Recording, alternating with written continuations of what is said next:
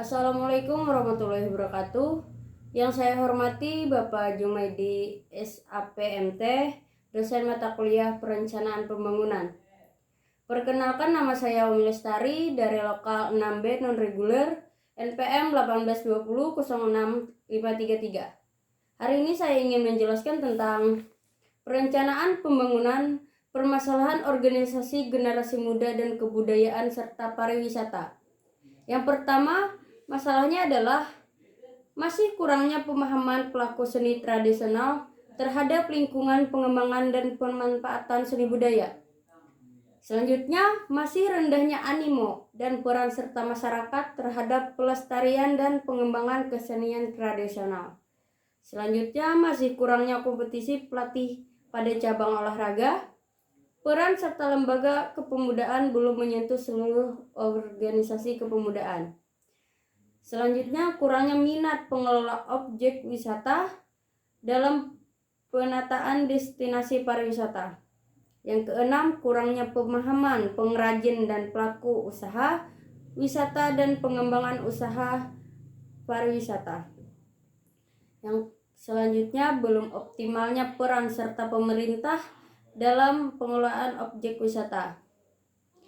Dan di sini saya ingin menyampaikan tujuan untuk generasi kebudayaan serta pariwisata adalah yang pertama, religius, cerdas, sehat, dan sejahtera.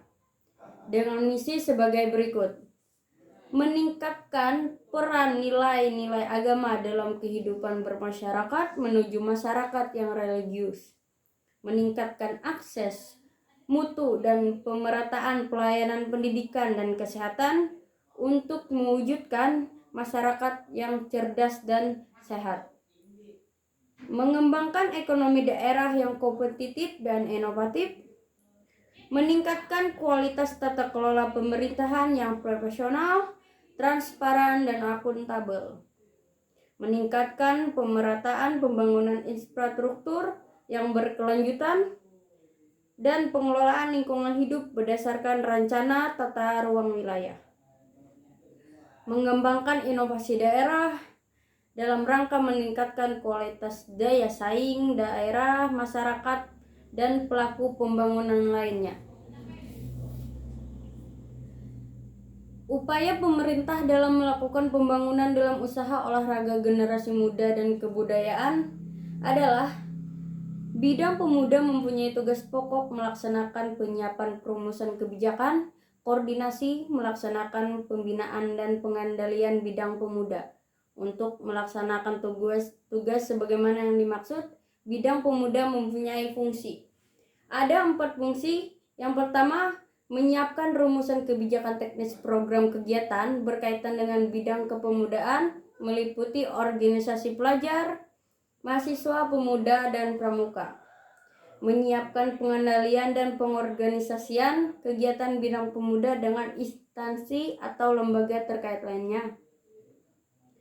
Menyiapkan bimbingan pelaksanaan program kegiatan bidang pemuda.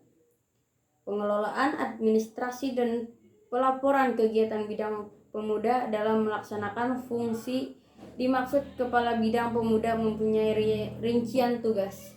Rincian tugas tersebut ialah rencana strategis. Yang pertama, A. Merencanakan perumusan kebijakan teknis. Program bidang pemuda meliputi pembinaan, pengarahan, kepemudaan dan pelajar berprestasi, dan pelatihan pendidikan kewirausahaan dalam rangka pembinaan organisasi pelajar, mahasiswa, pemuda, dan pramuka. Yang B.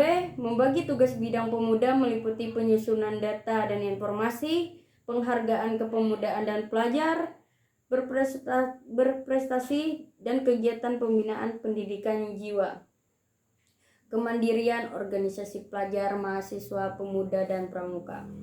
Yang C. Memberi petunjuk program bidang pemuda. Yang D. Mengatur program bidang pemuda dan melaksanakan koordinasi dengan instansi lembaga lainnya terkait pembinaan organisasi pelajar, mahasiswa, pemuda, dan pramuka. Yang E. Mengevaluasi kegiatan program monitoring dan pelaporan kegiatan bidang pemuda. Lembaga pemerintahan yang menangani olahraga generasi muda dan kebudayaan serta pariwisata. Yang pertama, KONI, Dinas Diaspora, Dinas Pariwisata.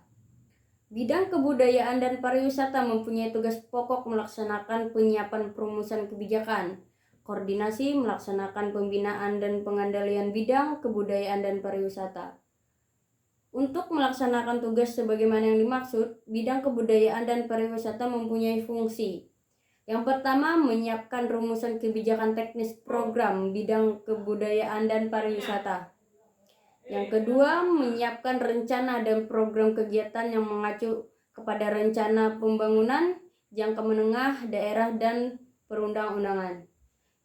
Yang selanjutnya, menyiapkan pengendalian hal-hal yang terkait dengan bidang kebudayaan dan pariwisata. Selanjutnya, menyiapkan bimbingan pelaksanaan program bidang kebudayaan dan pariwisata. Fungsi bidang kebudayaan dan pariwisata terdiri dari A. Seksi kebudayaan, B. Seksi pariwisata. Tiap seksi dipimpin oleh seorang kepala seksi yang dalam melaksanakan tugasnya bertanggung jawab kepada kepala bidang. Bertanggung jawab tersebut nantinya akan bertanggung jawab pada atasan masing-masing. Yang pertama, untuk melaksanakan kegiatan teknis operasional dan kegiatan teknis penunjang di lingkungan dinas terdapat dibentuk unit pelaksanaan teknis. Yang kedua, unit pelaksanaan teknis berkedudukan di bawah dan tanggung jawab kepala dinas. Yang ketiga, unit pelaksanaan teknis dibentuk berdasarkan kriteria adanya pekerja yang bersifat teknis operasional karena wilayah kerja atau karena jam tertentu. Demikian rangkaian materi yang saya sampaikan. Salah hilap mohon maaf. Terima kasih. Wassalamualaikum warahmatullahi wabarakatuh.